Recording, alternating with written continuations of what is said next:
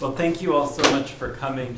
Thank you, Vika, for bringing this together, bringing all of us together. And thank you, Outlandish and Newspeak House, for putting your institutional heft behind this event, helping to form the conversations, the connections that might make a fairer and more just internet and maybe even world possible.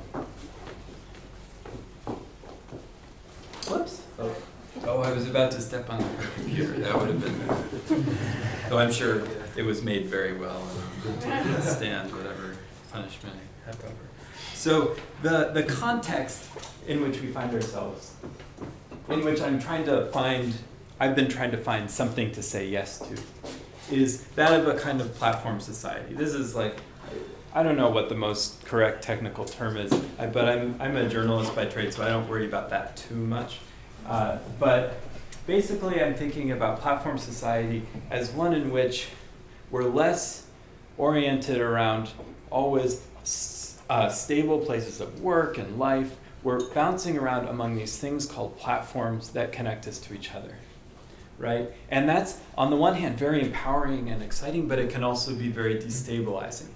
And to me, the big question is, if we're going through some kind of shift, which is, partly true, at least, it's true in important ways, how can we make sure that the people who are affected by that shift have some control over it, have some say in it? So one way of understanding sort of what's going on is this move from a society with a toy called the internet to a society that increasingly is being organized through that one-time toy.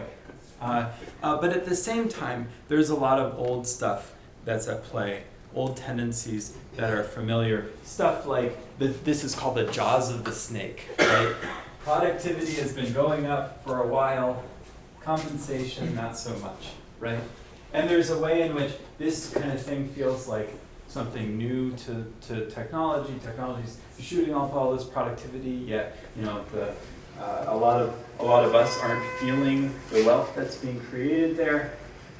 Hourly compensation remains kind of stable. But really, this is a process that's been going on well before the internet. So for all of that, we want to say that the internet is new and changing stuff. I think we're really dealing with tendencies in the economy and society that have been with us. And so as much as what we're dealing with is a technological problem, it's also a pretty fundamental social problem and a social challenge. And so I don't want us to get too caught up in the technical side of things, to remember that this is kind of elementary economics and politics as well. And I came to this work through a couple of angles. One was, as a reporter, finding stories about the people being disrupted. We hear all about how great disruption is and how it's like it's fixing everything, right? Getting rid of all these old incumbent agencies. Well, I was doing some reporting among retail workers, and these people are losing control over their time. They're losing control over their work lives because of the role that these technological disruptions are playing in the organization of their work. Similar things happening with the domestic workers around me, especially in New York. People who, in the US, have difficulty legally organizing unions protected by looser organizations like the National Domestic Workers Alliance. They're seeing their standards go down because more and more their informal labor markets that they control are being transferred to apps. The customers want to use apps to find them. They're using these, and they're finding that their pay and their standards are going down. Okay? Another side of this is kind of a different corner of society, but a lot of overlap. The sharers, the people who, young people, the millennials, right? Whatever you want to call them, whose coming of age is characterized by an economic crisis. And who find positive possibilities in the urge to share, right? And so I just came from We Share, this kind of techno-entrepreneurial love fest in Paris that happens every year. Wonderful thing, but it kind of exemplifies this urge to share, but also the kind of disappointment when there's been this creeping realization that the thing that was being called sharing was really more kind of like rental, didn't involve sharing the kind of fundamental core of the platform on which it was supposed to be taking place. And so there's been a kind of process of disenchantment. And so there's been a search for what to do next. Maybe a choice. We can imagine, for instance, the kind of liberated freelancer, the people like this. This is a co-working space and cooperative in New York. Crafts people doing all sorts of intentional, organic, productive stuff. You know, maybe Outlandish is a little like this in some ways. You know, a great vision of work back in the hands of the workers. Or, just as likely it seems, is a kind of step back, right? Where centuries of gains on the part of workers are being rolled back through this drive toward precarity. Both things are happening at the same time. And I think the question is, in this moment, what are our choices? What do we say yes to? You know, what do we say no to?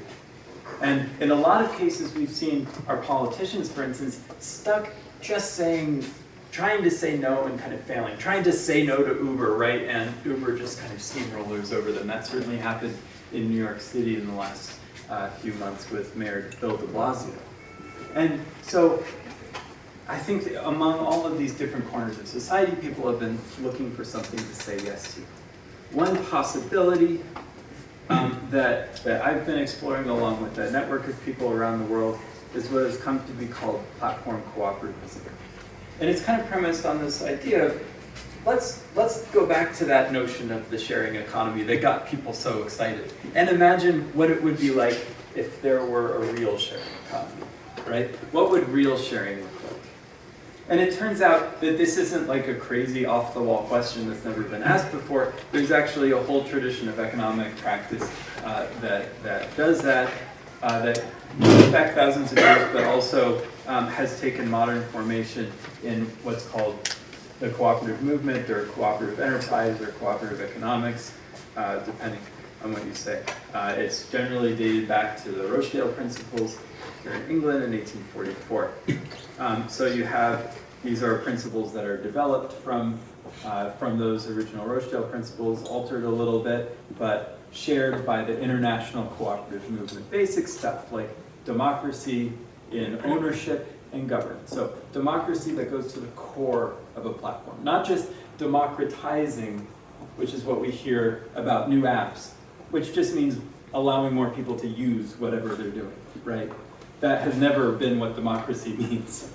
Democracy means shared ownership and shared governance. And this is precisely what the international cooperative movement has attempted to codify in practice.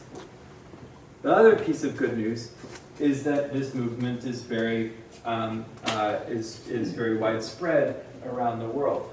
It's quite remarkable.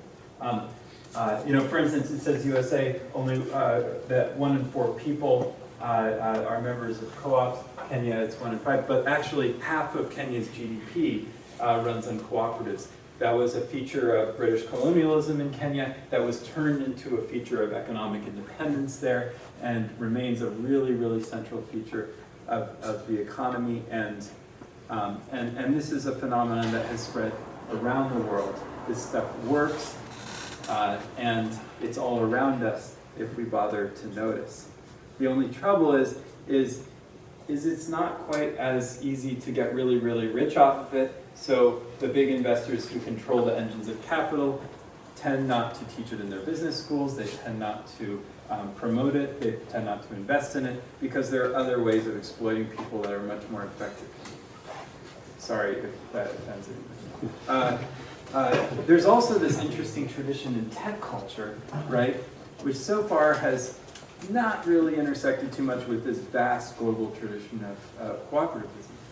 which has been called commons-based peer production. So this encompasses stuff like open source software, Wikipedia. Wow, isn't it amazing? We all thought like years ago that a co-written collaborative encyclopedia would be full of nonsense, but actually we all use it every day. And we're less and less ashamed of that now. There's also been really extraordinary techniques of self-governance. This Debian constitution, which is the self-governing technology that's used to manage the community of distributed developers who create Debian, a distribution of Linux, which underlies the operating system that this computer is running on. It's all volunteers working together, electing boards, totally self-governing themselves in this really sophisticated and amazing way, doing cooperativism without really calling it that, except they don't do the ownership piece. There isn't, this is run through a foundation, it's not co-ownership. They kind of sidestep that whole question of ownership in ways that the cooperative movement hasn't. And I think that oversight might have something to do with why open source communities, by and large, have only benefited and invited a pretty narrow segment of the population. And this is something that we can go on later, but in a lot of ways I think platform cooperativism, the marriage of cooperativism and open source could have a great deal of potential to really making open source useful and economically powerful for those other than companies like Google, which produce things like Android, which is a really fantastic operating system built on top of open source Linux, but is also like the most sophisticated tool for corporate surveillance ever invented, right? So there's some serious ambivalence here, and we can start to wonder what would it look like to take back this open source culture and all of its incredible wonders. Is there another way? Well, let's find out. Once I remember how to do this. So, in the course of my exploring some of these questions, I started to notice that there are people like Felix out there, who you'll hear from in a bit, who didn't seem to get Silicon Valley's memo that the sharing economy was supposed to keep that sharing kind of minimal and skin deep, right? And who were building actual sharing platforms already. So this was a report, for instance, that I wrote about some of these amazing projects. And I started realizing, wow, this is already being done. And at the same time, my colleague Trevor Schultz, professor at the New School, how did I offend you, Medium? Medium, okay. At the same time, Trevor Schultz, kind of, to use Hannah Arendt's wonderful phrase, gave the stray dog a name by calling it platform cooperativism. It's a pretty unwieldy name, but it's caught on, and we're excited about that. In Hannah Arendt's story, the idea is that if you give a stray dog a name, that'll increase its chances of surviving. Because you name something, people know what it is, people gather around it, people feed it. When nobody else is looking, they think nobody else is looking, and everybody's feeding it, and suddenly it takes over the neighborhood. So that's the kind of logic, that's the kind of power that in the last year and a half or so has started to take shape. These projects were already around, they were floating in different places, they weren't necessarily talking to each other, and this name became a very powerful tool for turning them into a force. And behind this name too are some possibilities of what a different internet could look like.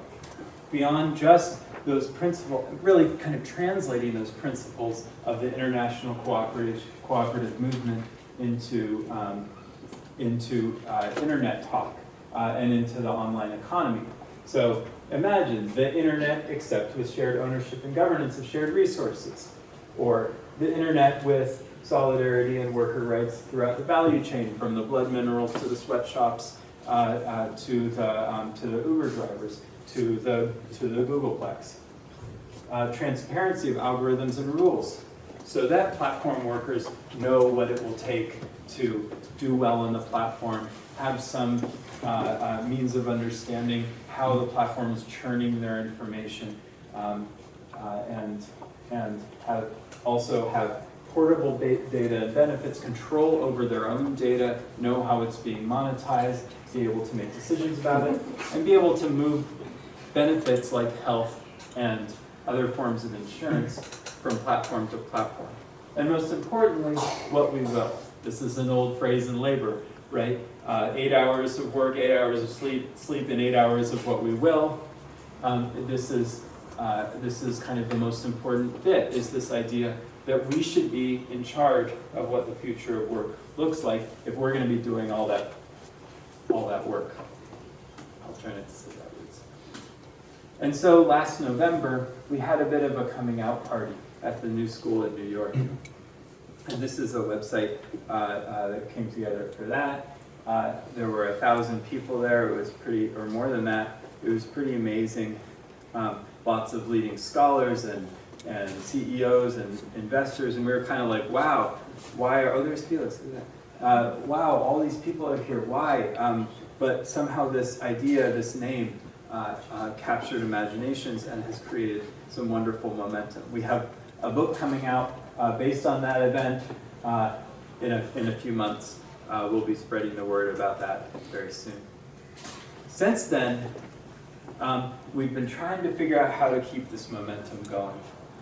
One kind of baby step there is this project, Internet of Ownership, which is just to try to map what's out there, just put it all together in one place so we know what we're talking about. So we've got this really crappy, technically, directory of stuff.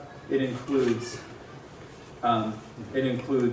financing platforms, it includes currency tools, governance structures, things related to land, so forth. So here are some of the platforms, for instance.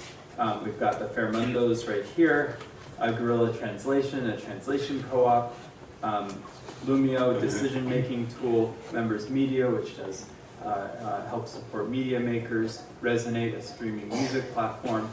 Lots of really cool stuff. Stocks United, a really wonderful, very successful stock photo website that's owned by photographers. Let me see. It comes out of Canada, led by a woman named Brianna Wetlaufer, and it's a sign. It's doing millions of dollars in revenue every year, and it's a fantastic sign that this model is viable. So, how can we make it more viable? On the one hand, this is just like basic co-op stuff, actually. There are two kind of fundamental strategies. One is like start co-ops, right? Build an ecosystem so that when a young smart person or old smart person, whoever, has an idea they want to make real in the world, there's an ecosystem of financing and legal advice and whatever else they need, culture in particular, I think that's really important, to make it happen. Second, conversions. Maybe these conversions happen from regular companies as they start to become successful. But maybe we also need to think about a new generation of antitrust law, so that when we're looking at these emerging monopolies, we don't just, things like Google, Uber, the rest of it, we don't just use that 20th century, late 19th century technology of breaking them up, right, that was built for an industrial age, but we consider shifting them to more democratic ownership. Maybe that will require public funds to do that. Maybe that will require some new kinds of tools to come into play, but I think that's a strategy for democratizing these emerging monopolies. Also, we want to think about a few cautions. So make sure when we talk about platform co-ops, we're not just talking about sharing access, we're not just talking about offering input, right? But we're talking about shared ownership and governance. Binding those two together, recognizing that ownership without governance is unaccountable, just as governance without ownership is unaccountable. Just like the idea that the investors who have nothing to do with the company are the ones controlling it, who aren't affected by the company in any way other than the stock price. We want to make sure that these things are bound together and that they're tied to impact and to participation. Second, forget about solutionism. This isn't a solution to everything. It's just a thing that should happen. It just makes sense. If we call ourselves a democratic society, this is a democratic internet. But it's not going to fix everything, and there are still going to be problems. So don't get worried if there are problems along the way. Third, this is about building an ecosystem, not just apps. You know, there's this impulse to try to build a killer app. But killer apps come about through ecosystems. Uber came about through an ecosystem of finance, of tech schools, of culture, of lawyers. The whole Silicon Valley machine produced that thing. And creating alternatives and other models requires creating an alternative ecosystem. The apps will come from that. And finally, I like to think of this at least as a horizon, not an absolute. I'm not talking about just one model that needs to be applied to everything. I'm inviting, and I think this community is inviting a wider group of stakeholders into a deeper conversation about ownership and governance, inviting creative strategies and responses, middle ground. One of the cool things that's starting to happen and that we're trying to document on Internet of Ownership is that there are these platforms starting to emerge, or existing platforms, that are actually starting to open up shared ownership. For instance, Managed by Q is an on-demand platform, kind of classic Uber model, except for cleaning offices. And they've realized that it makes good business sense to start sharing equity with their employees. This is super exciting, super rare. They're not a co-op, but I think the Platform Co-operativism movement can embrace that as a victory. And so I just invite you to join this process, identifying gaps in the ecosystem, help develop the directory and platform if you're interested in doing that. I would love your help. I'm a journalist, not a platform builder, and I'm trying to help kind of pass this Internet of Ownership project or something like it onto people who have the skills to do that. And I want to help organize regional ecosystems. So I really encourage you to, if you're interested in this, to keep organizing here and help support this ecosystem locally. Finally, you can reach me in all sorts of interesting electronic ways. Again, platformcoop.net. We'll have a conference coming up again in November in New York, and you can explore the ecosystem of it at Internet of Ownership, and that's my stuff. Thank you very much. I'm sorry I went on a bit, but